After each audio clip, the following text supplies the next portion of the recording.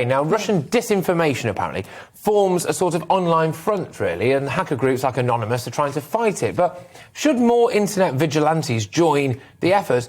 Mike Tapp, former soldier and intelligence officer, joins us now. Thank you very much. Can I just ask, is there actually a Russian propaganda campaign taking place in this country? Because every single time I go on Twitter, all I see is the Ukrainian stuff. Indeed, yesterday, actually, although I'm sure there was no kind of malicious intent whatsoever in this from the Ukrainian Foreign Ministry, but they did decide to put up a picture of a fighter jet that actually was not a Russian fighter jet and that hadn't been shot down. I believe it actually crashed at an air show in Saudi Arabia in 2013, I think. So there is misinformation happening on both sides, isn't there?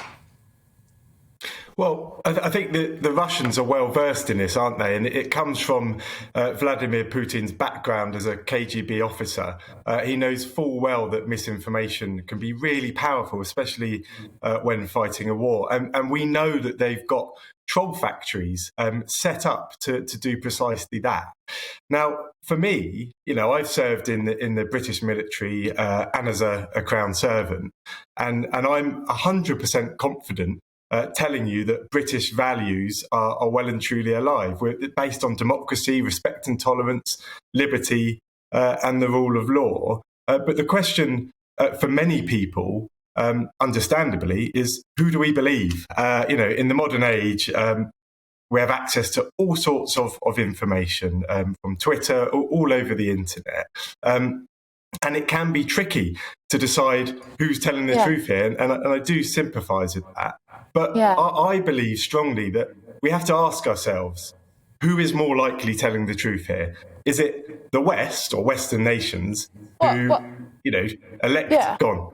Well, we hope that, when it comes to journalists on the ground, they'll just be providing, the information as it happens, not necessarily going, trying to take sides necessarily. But just on the question, I think, obviously, information warfare has been a significant aspect of the conflict going forward. But do you think that perhaps some people are less trusting? Because, for example, during Brexit, it was claimed that this was all Russian bots that were promoting Brexit. And then, similar thing happened with the Trump campaign. It was said that, this was all the Russians that were, promoting Trump. Do you not think that pre-existing narrative may have made people a bit more weary of information from what was happening? It's definitely had an impact. There was lies on the side of buses, and unfortunately, I have to say, the Conservative government at times has undermined British values. But I have to say, if you're deciding who to believe, is it the nations that democratically elect their leaders every 4 and 5 years? Is it the nations that respect human rights, that strive for equality and allow freedom of speech? Or do you believe a dictator who's manipulated and bullied his way to power, who jails and beats protesters and poisons opposition figures? For me, it's an easy solution. And it's important as the public that we call it out when we hear it. Look, I agree with you completely. I wouldn't trust Putin as far as I could throw him, and can't throw him very far. So there is that. But at the moment, I'm not sure I really feel like I'm being lied to about what's going on in Ukraine. We can see it all, can't we? It's on Twitter. I know it's not everything on Twitter you can believe. Of course, in Turkey, talking videos from the ground, various news sources, of course, like that. I mean, what is Putin trying to lie to us about? He's invaded. He wants Ukraine. That's that, isn't it?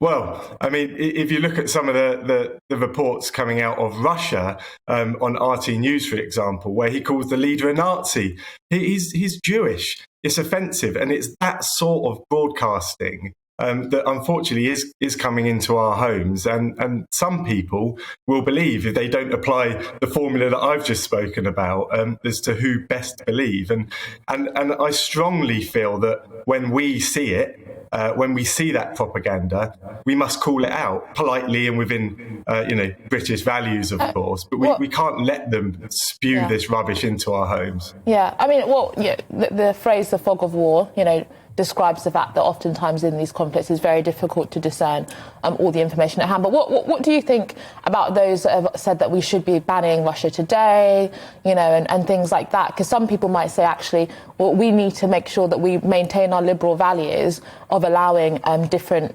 discussions and disagreements. And, even I was looking at the homepage, and it was quite interesting that there was some thing. It was a good insight to see the perspective of how they're coming from. Even if I don't agree with it, it's always good to have have more information, surely not less. But do you think actually it's a good thing to ban Russia Today in order to prevent pro-Russian perspectives?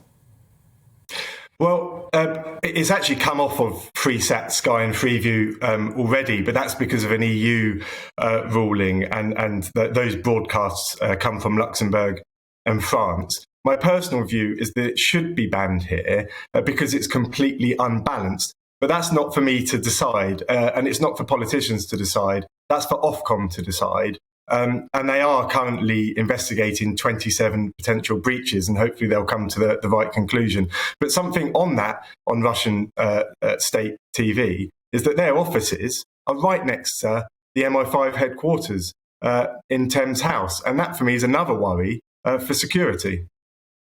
Well, I can understand that completely, yes, and it is a concern. Mike, thank you very much. Mike Tapp there, former soldier and intelligence officer as well. Just talking about the, I suppose, Russian quotes and quotes propaganda machine. Yeah, I mean, one of my friends was observing the RT homepage and said that they learned a lot, actually, of what kind of narratives are being spinned in order to justify what is going on. And I think that that's actually very useful from a kind of intelligence and society perspective to understand or see the motivations to help us discern better, what the appropriate response is. I think that isn't better, more information. Your enemy, yeah, exactly. Isn't knowing your enemy a good thing? I mean, but I think there is also a strong case that actually we should just cut off their propaganda machine as a whole.